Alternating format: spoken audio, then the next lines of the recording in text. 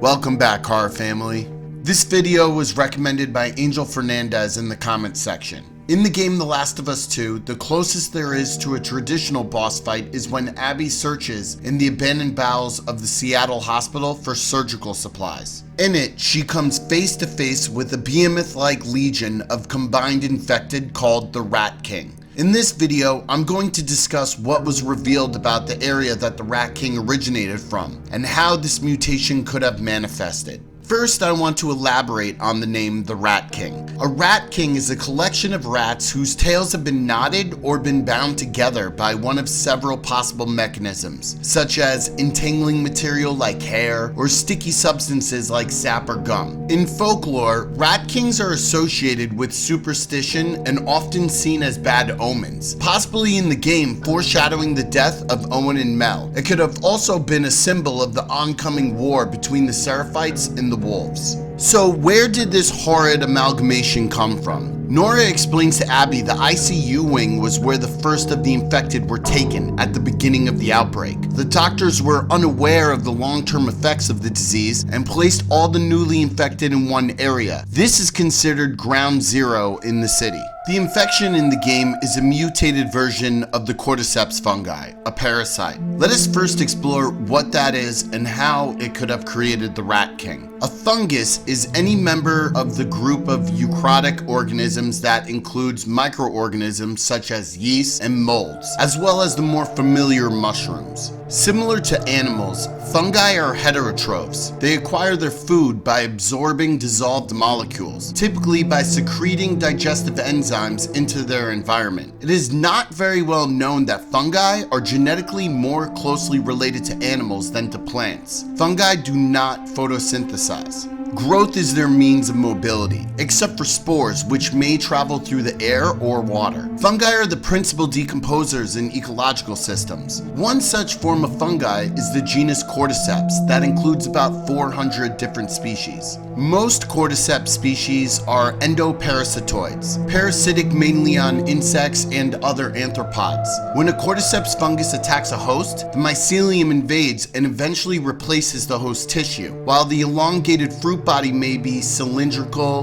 branched, or of another complex shape. We see this type of fruiting in the heads and bodies of stalkers. The ascocarp bears many small, flask-shaped parathecia containing asci. These in turn contain thread-like ascopores, which usually break into fragments and are presumably infective, similar to the activities of bloaters as well as the recently revealed shamblers. Avio Cordyceps Unilateralis is an insect pathogenic fungus discovered by the British naturalist Alfred Russel Wallace in 1859. It most commonly infects ants. After the fungus enters an ant, it propagates, and fungal cells can be found beside the host's brain. Once the population is of a sufficient size, the fungus secretes compounds and takes over the central nervous system, which enables it to manipulate the ant to reach the forest floor and climb up vegetation. An infected ant shows irregularly timed body convulsions that dislodge it from the canopy nest to the forest floor. The ant then climbs up the stem of a plant and uses its mandibles with abnormal force to secure itself to a leaf vein. This zombie ant-like behavior is demonstrated in runners. Once the mandibles of the ant are secured to the leaf vein, atrophy quickly sets in. The ant is no longer able to control the muscles of the mandible and remain fixed in place, hanging upside down on the leaf.